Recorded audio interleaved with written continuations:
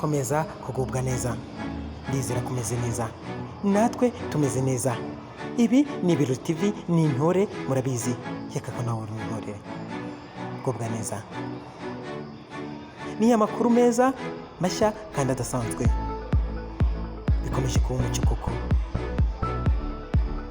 Igisobanuro cyo kuba Perezida Kagame atwara mu modoka abagendera u Rwanda. Umuhanzi Semanza Jean Baptiste yateruye agira ati Rwanda yacu uri intwari yo kwakira abashyitsi. Naririmbaho gato akaperuka yumva ngo twiteguye kwakira abashyitsi, Rwanda yacu iri intwari yo kwakira abashyitsi.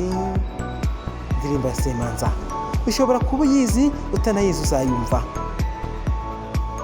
Kandi nibyo koko, umwera uturuka ibukuru ugakwira hose.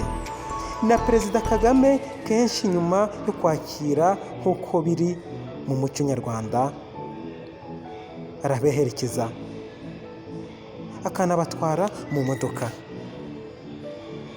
Abagendera u Rwanda mu ngeri zitandukanye bakirwa neza, bagasubirayo birahira urugwiro, bakiranwe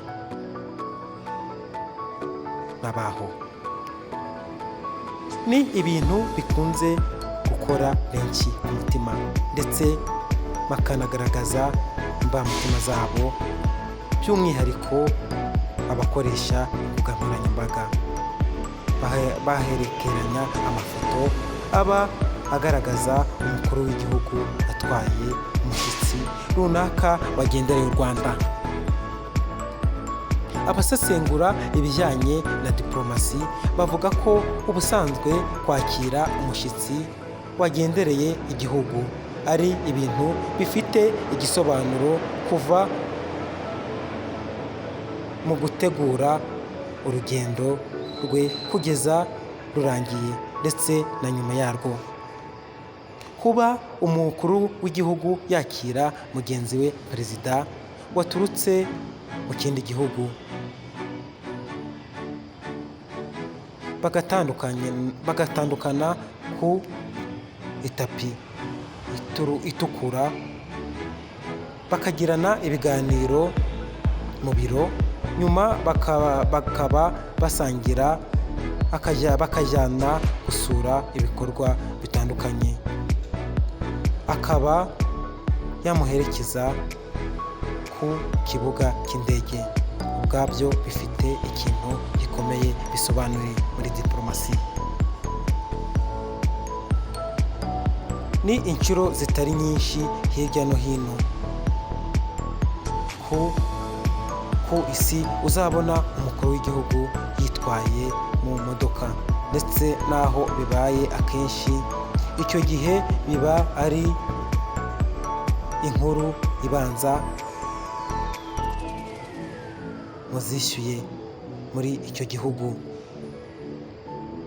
Ibi ahanini bijyana n'uburyo perezida ari umuntu ukorerwa protokole ziri ku rwego rwo hejuru, kuko buri gikorwa cye kiba giteguye ku buryo kubona aho yatwaye imodoka biba ari imboneka rimwe.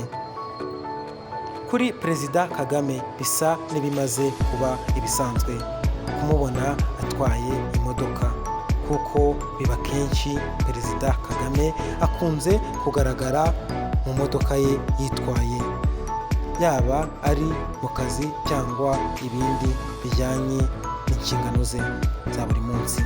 Ndetse muri Kamena 2019 ubwo yari mu nama y'umuryango wa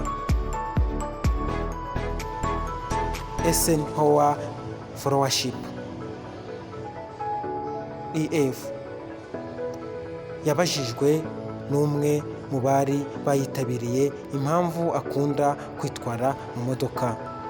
Ni ikibazo yari abajijwe n'uwifuzaga kumenya niba kuri Perezida Kagame kwitwara mu modoka bimushimisha, cyangwa ari uko gutwara n'abandi bimutera impungenge.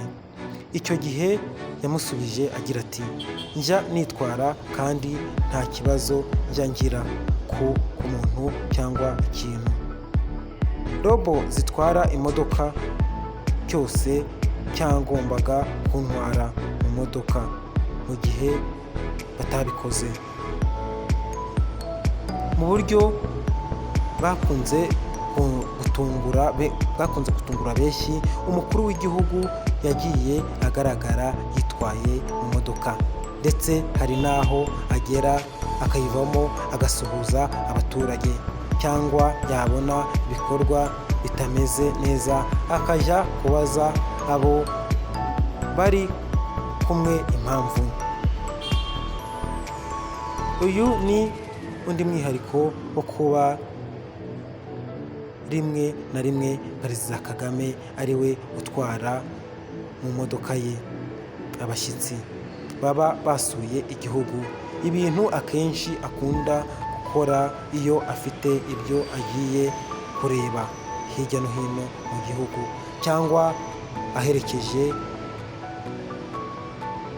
abo bashyitsi bagiye ku kibuga cy'indege bashoje uruzinduko rwabo. Ni ibintu bikunze kuzamura imbamutima z'abakoresha imbuga nkoranyambaga, baba abanyarwanda cyangwa abanyamahanga. Bamaze kumubonamo umuyobozi w'icyitegererezo Afurika yigiraho byinshi.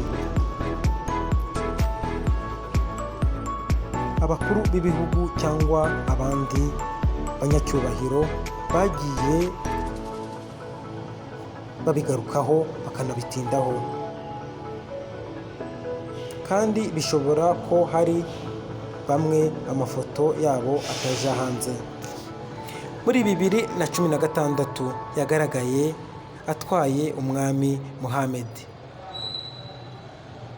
wa Maroc wari wagiriye uruzinduko rw'akazi mu Rwanda.